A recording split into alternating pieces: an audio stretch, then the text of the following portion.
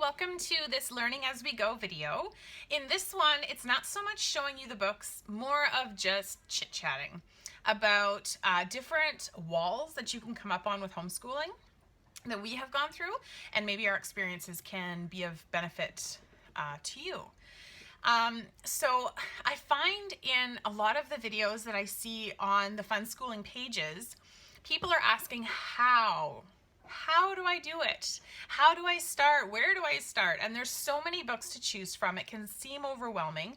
And even in my language arts video and my math video, though not as much the math video, but definitely the language arts video, I'm showcasing a lot of the books that we use, and you don't have to do that. So I thought that I would do a video, try not to be too long, where I kind of just talk about how you can start with fun schooling so that it doesn't seem so overwhelming. First of all, you don't need to buy a bunch of books right from the get-go. Your children might be overwhelmed in that too, and it's best to find out if it's for them. The last thing you want to do is buy 15 to 20 fun schooling books because we as parents are going, oh, this is so cool. Give it to your child and they go, really, Mom? Really? That you don't want that, because then it's an expense you've paid for nothing. So that's number one. Choose something you kind of like, order it, let them give it a try, see what they say. That's how I kind of gauge everything that I buy for my children. Sometimes as a parent, I get really excited about a product because I think, oh, my kids are gonna love this, and then they don't. And so to try and stop myself from getting disappointed, I've really tried to stick to my guns of like, I am not gonna buy a ton of a product unless I have received that validation from my children that they like it. So don't feel like you have to buy a bunch just to get something from them. Even one book from the thinking tree can go a long way, whether it's something small to start with. I have these sitting near me, so I can just kind of point out, if you've got a younger child, you can start with the Alphabet Fun Schooling Journal to just give it a try. You know, this is for ages 3 to 6. So if you want to just kind of see if your kid likes it, you could start with something like this. You know, it's thin, it's not too overwhelming, it has those same elements of the coloring and things like that. And if your child enjoys the book, then you know that you can add to it now. You can maybe grab them a journal, something like that. When it comes to homeschooling in our family, when we started out, when my daughter went into grade 1, she's going into grade 5 this year. So when she went into grade 1, I was so overwhelmed. I knew I wanted to homeschool. I had this idea in my head of what I wanted our homeschool to be like. I had, you know, one of those brainstorming things in one of my diaries where, you know, write down words that describe what you want. And, you know, the words I'd written down were not what we ended up getting. You know, I wrote down fun, I wrote down adventure, I wrote down, I think I wrote down easy, as in like the process would just flow. And I wasn't, you know, I wasn't ignorant to the fact that it's going to be difficult, but I wanted an experience that I had this vision in my head of what I wanted, and I couldn't find it. And so for the first few years of our homeschool, it was wall after wall after wall. I couldn't find the happiness. I couldn't find what was going to make us happy and what would end the fighting. And what I was trying to do was emulate a school environment in our home. And that was a mistake I was making. But at the time, I didn't know any better. I had no idea. I didn't have blogs I followed. I didn't have the thinking tree. I didn't have those kinds of things. And so all I had was what I knew. And what I knew was myself going through school, and I had a lot of teacher friends.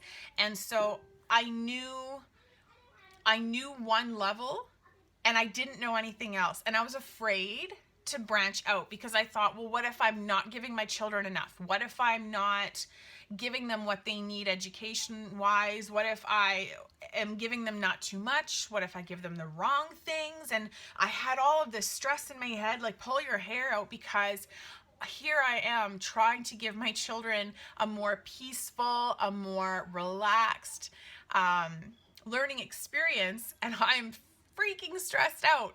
And so that was not what I wanted, obviously. And so I slowly, probably around her grade 3 year, but towards the end of it, is when I started to discover the thinking tree. And you don't have to use thinking tree products to have a wonderful, relaxed homeschooling experience. There are so many products out there. We just happen to really love the thinking tree, and that's why I enjoy making these videos, because photobomb, bye cat. Because we like to use them, and I've got a huge amount of them because I just keep collecting them because we like them so much, and they always come out with amazing books, and I've gotten to partner on some of them and be part of that process, and so I really have enjoyed it. My children get so much out of it, and so do I, so it's worked out well for us. But no matter what product you decide to use, as long as it is fulfilling how you envision your homeschool and it's giving you that environment that you seek, then you're on the right track. And I had to tell myself to stop focusing so much on what we were doing and instead enjoy the moment of it happening. Instead of going, oh, you only did English today. We didn't do math. We didn't do science. We didn't do history. Oh, we were failing. No, because our English that we did do was awesome, and they got it and they understood it and they feel better about themselves because, you know, they're understanding pronouns today, or, you know, verbs, or we got it. We got this perfectly. Or, you know, my daughter just added some words into her vocabulary, or we did an oral test, because even though we're not big on tests, oral tests rock, and I like doing those, and my kids enjoy doing them. And so we do a lot of oral tests, whether that be reading out loud or trying to spell words out loud, that kind of a thing. My kids enjoy that. So that's one of the few tests that we do because it just works for us, and I don't see it as a test as much. We enjoyed doing oral stuff when I was in school, but we didn't do it very often. So it's one of those tests that I find kind of fun. So we do those. But as long as my children were getting somewhere and feeling positive about the schooling that they were having, and that I could actually see her using those words in everyday life, and her noticing words, whether it's a sight word, like for my youngest, or grasping math, or, you know, my son is really good at math, and even though he fights me on it, he's so good at math. And so he will just pop off a math question, like I'll say, oh, well, you know, we have this many, or this many, or it could even be like talking about years and the difference between years, and all of a sudden he has this number come out. Those moments tell me that we're doing the right thing, that my children are in an environment where, though it's not perfect, and it will hopefully get better as we go, but they are in an environment where they are learning this stuff and it's sticking. And that's most important. My son did not start really reading until the end of grade 2, and everywhere that I had looked, all the different books I was seeing, by grade 2 they're supposed to be reading, and he wasn't. And the old me would have been like freaking out because of that, because we're behind. But the new me, the me who was letting my children be the wheel that turns our homeschool instead of me trying to turn that wheel on my own, we ended up, oh, my cat has a grasshopper in my house. I'm going to try and continue and not scream. Dang it. Anyway, for us, it was a matter of allowing the children to be the flow. They're the ones with the oars, and we're the boat, and the schooling is the water, and we are giving them what they need in order to move, but we are letting them steer it. And so that's a good analogy. I just came up with that. I like that though. That really is what it is. Like we are there to provide what they need, but ultimately they have to move it themselves. And we will support them, and we will back them, and all of these different things. But as long as my children get to be in control more so of their experience, then this is an interesting video. It's not like I'm a squeamish person, or squeamish person, but those suckers can jump and I don't want it near me. Okay. Looks like he's taking it back out. We have a Catio and it's attached. We actually built the Catio 2 years ago as part of our schooling. And they had to learn all the measurements and all of those different things in order to build this Catio, which is, if you don't know what a Catio is, it is a building for our animals that is attached to our home. And so they access it from our one bathroom window. And that gives them the opportunity to go outside and be amongst, be in a good environment for them, but we don't have to worry about them escaping. But sometimes Oliver, will bring in something. He's brought in mice before. Oh, thankfully that doesn't happen anymore. But grasshoppers are constant. But anyway, the Catio is a good segue because it's a way to learn. It's something that you can utilize as a learning experience that you might not think that it would be, but it was great for math because they had to do the measurements and figure everything out, make sure it fit, make sure it was the right measurements. And so that project ended up doing more for my son and his math than any book. And that's what I wanted our fun schooling to be about. And so although we do have a sort of a schedule that we follow based on, having to do a certain amount of pages of English a week and a certain amount of pages of math, but everything else is kind of allowing it to flow. And we never ever say no to an adventure. We will push work aside to go do an adventure. And we'll make it up later at some other date because the adventure is going to be what they remember, and it's going to allow them to really take in what they're learning with every other subject because they're having fun in the process. So I feel like this video is basically almost like a diary of what we have gone through in we're going into our 5th year of homeschooling. And we have changed a heck of a lot.